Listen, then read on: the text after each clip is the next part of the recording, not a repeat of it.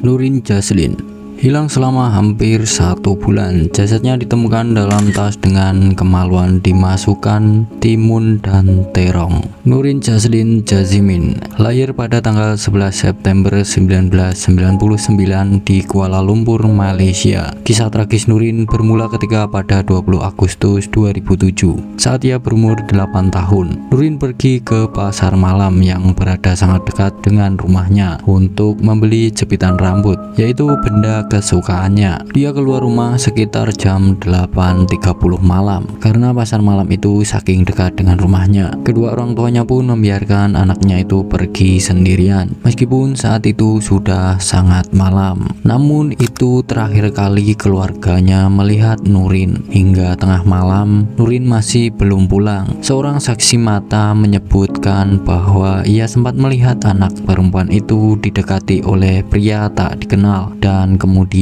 Nurin ditarik paksa masuk ke dalam mobil van berwarna putih. Sebulan kemudian, tepatnya pada 17 September pagi hari, mayat Nurin ditemukan di dalam sebuah tas olahraga di depan sebuah toko di Petaling Utama. Mayat gadis muda itu dalam kondisi telanjang dengan mentimun dan terong di dalam kemaluannya. Kondisi tubuh Nurin sangat kurus, banyak luka lebam bekas pukulan di sekujur tubuhnya. Saking kurusnya, orang tua Nurin awalnya bahkan tidak mengenali bahwa itu adalah anak mereka. Nurin diperkirakan sudah meninggal 8 jam sebelum jasadnya ditemukan. Kasus mengerikan itu menuai banyak reaksi dan ketidakpercayaan publik di Malaysia. Pembunuhan itu secara luas dianggap sebagai kejahatan paling mengerikan di negara Malaysia selama bertahun-tahun. Awalnya, Inspektur Jenderal Kepolisian Musa Hasan mengatakan bahwa ia akan menyelidiki apakah orang tua Nurin lalai, suatu pelanggaran yang dapat menyebabkan tuduhan berdasarkan pasal 33 dari Child Act 2001. Namun alhasil usulan itu pun memicu kecaman publik. Lee Lam Tie, Ketua Yayasan Pencegahan Kejahatan Malaysia, mengatakan bahwa menghukum orang tua lebih jauh tidak adil. Lalu pada tanggal 21 September 2007, penyelidikan untuk mencari pembunuh Nurin Jaslin dimulai.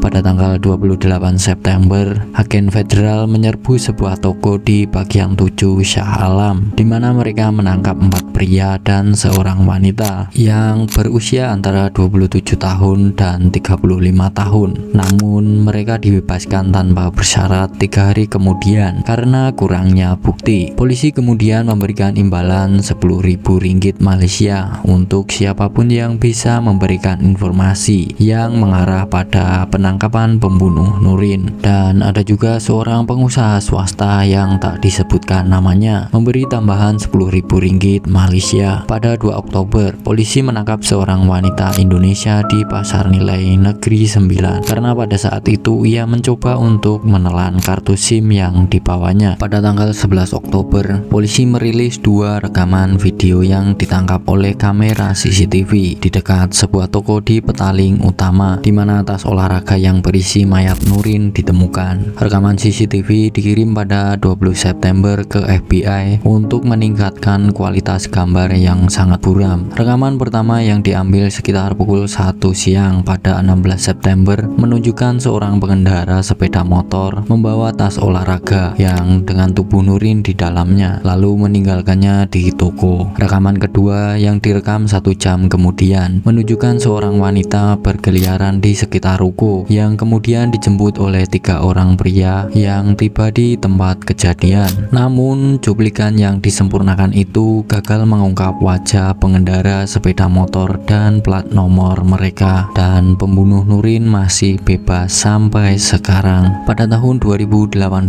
ayah Nurin meminta polisi untuk membuka kembali kasus putrinya dan menyelidikinya kembali menggunakan teknologi saat ini. Namun sayangnya permohonan Jazimin tidak digubris karena kasus tersebut tidak dibuka kembali. Kasus pelecehan seksual dan pembunuhan Nurin Jazimin menjadi salah satu kasus tak terpecahkan dan paling mengerikan di Malaysia. Gimana menurut kalian, bro?